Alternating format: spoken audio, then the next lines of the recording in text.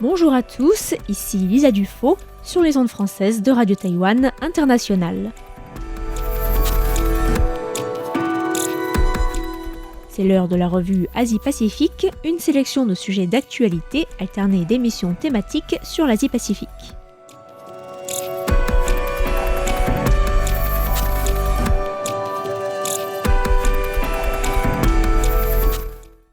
Bonjour à tous et bienvenue dans la revue Asie-Pacifique de cette semaine.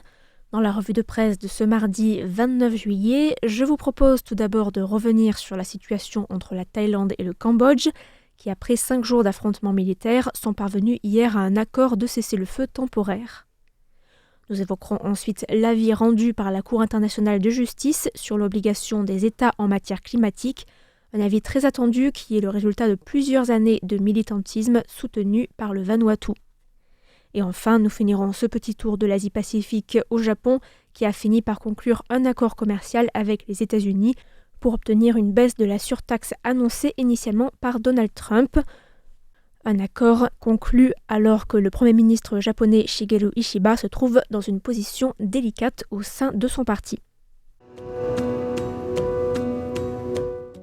Un accord de cessez-le-feu temporaire entre la Thaïlande et le Cambodge a été signé hier en Malaisie et est entré en vigueur hier soir à minuit, après 5 jours de combat qui ont fait au moins 35 morts des deux côtés ainsi que plus de 200 000 déplacés.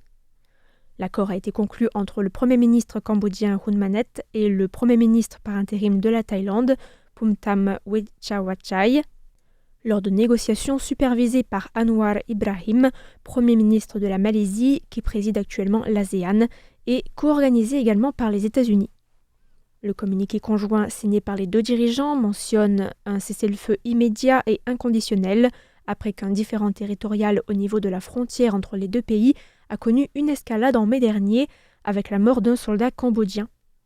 Ce même différend frontalier, qui concerne une zone délimitée de manière vague par l'administration coloniale française en 1907, a déjà mené à un conflit meurtrier entre 2008 et 2011, faisant plus de 130 morts à l'époque.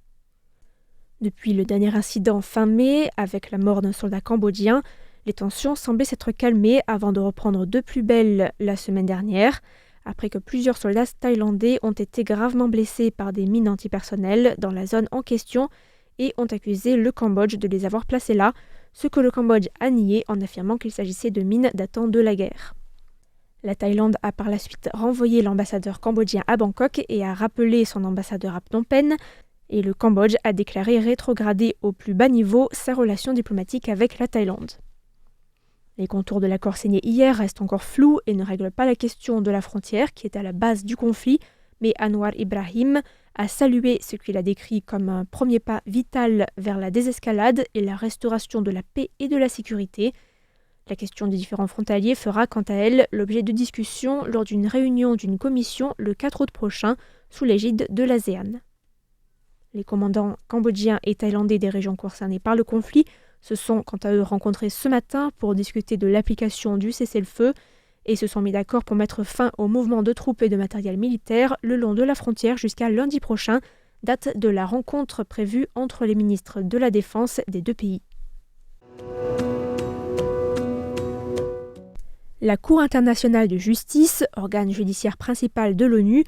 a rendu mercredi dernier son avis consultatif sur l'obligation des États face au changement climatique,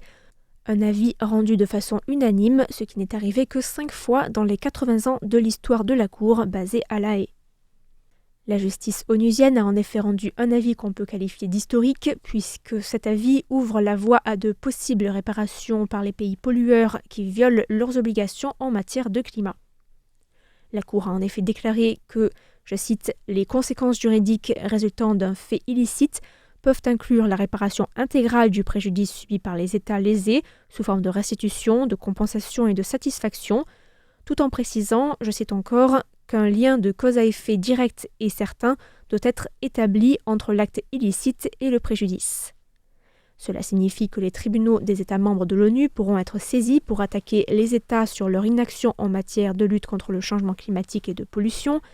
et l'avis précise aussi que les États peuvent être jugés responsables même sans être signataires des traités de l'ONU. Le président de la Cour, le juge Yudi Iwasawa, a fait la lecture de l'avis. Ce dernier affirme, je cite, que la Cour estime que les effets néfastes des changements climatiques, tels que les incidences sur la santé et les moyens de subsistance des individus, résultant de phénomènes comme l'élévation du niveau de la mer, la sécheresse, la désertification et les catastrophes naturelles, peuvent gravement compromettre la jouissance de certains droits de l'homme, en particulier le droit à la vie, le droit à la santé, le droit à un niveau de vie adéquat qui inclut l'accès à l'alimentation, à l'eau et au logement, le droit au respect de la vie privée et familiale et du domicile, ainsi que les droits des femmes, des enfants et des peuples autochtones. L'avis a été salué et décrit comme une victoire pour notre planète par le secrétaire général de l'ONU, Antonio Guterres. Notons également que l'avis de la Cour internationale de justice est l'aboutissement de plusieurs années de militantisme après une initiative lancée en 2019 par des étudiants du Vanuatu et soutenue par leur gouvernement, qui a convaincu l'Assemblée générale de l'ONU de demander un avis de la Cour sur la nature des obligations des pays en matière climatique selon le droit international.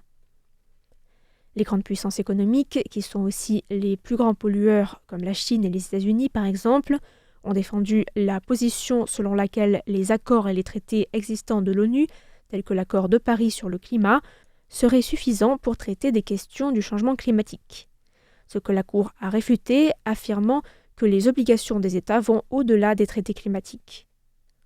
L'avis rendu par la Cour internationale de justice affirme aussi, je cite, que l'obligation coutumière de prévenir les dommages significatifs à l'environnement, qui impose aux États de mettre en œuvre tous les moyens à leur disposition pour éviter que les activités qui se déroulent sur leur territoire ou sur tout espace relevant de leur juridiction ne causent un préjudice sensible à l'environnement de notre État, s'applique aussi au système climatique. C'est donc un avis qui donne de l'espoir aux pays les plus touchés par les changements climatiques et en particulier les petits États insulaires du Pacifique tels que le Vanuatu, qui sont particulièrement vulnérables aux conséquences de la crise climatique avec l'élévation du niveau de la mer et la perte de leur territoire et l'augmentation de la fréquence et de l'intensité des cyclones. Le ministre du Climat du Vanuatu, Ralph Regenvanu, a ainsi déclaré que le verdict avait dépassé ses attentes. Il a aussi affirmé que l'avis allait donner l'espoir à la jeunesse et régénérer une nouvelle génération entière de jeunes activistes qui pousseront leur gouvernement pour s'assurer un meilleur futur. Le ministre a également salué les résultats du multilatéralisme qui a permis, selon lui, de donner plus de pouvoir de négociation aux pays du Pacifique en matière de climat. Le Japon et les États-Unis sont finalement parvenus mardi dernier à un accord commercial, faisant passer la surtaxe de 25% initialement annoncée en avril sur les produits japonais exportés aux États-Unis à 15%.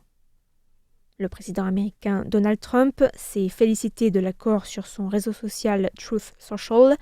affirmant que ce dernier allait créer des centaines de milliers d'emplois aux États-Unis et que le Japon allait investir 550 milliards de dollars américains aux États-Unis, sans donner plus de détails.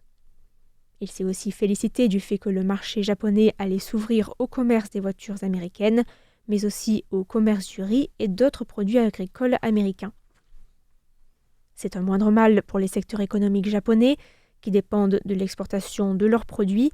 qui verront les droits de douane passer de 10% actuellement pour la plupart des produits à 15% à partir du 1er août.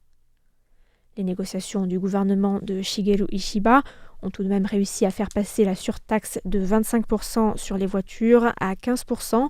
un soulagement pour le secteur de l'automobile japonais qui avait vu ses ventes baisser considérablement au cours des derniers mois.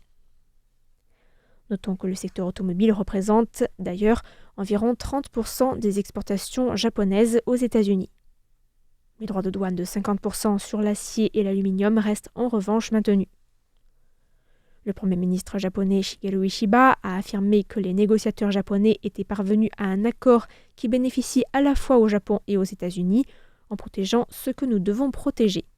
Enfin, il a également promis de prendre des mesures pour aider les secteurs japonais affectés par les surtaxes.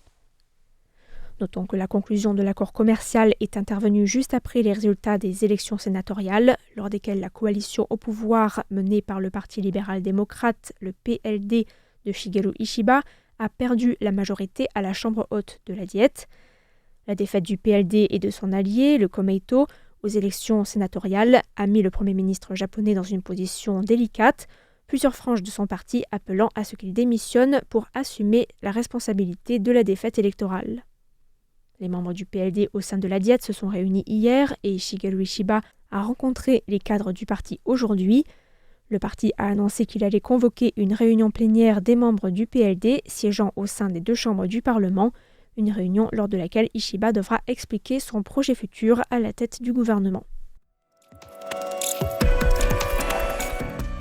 C'était la revue Asie-Pacifique de cette semaine, présentée par Lisa Dufaux pour Radio Taïwan International. Merci pour votre écoute et à la semaine prochaine.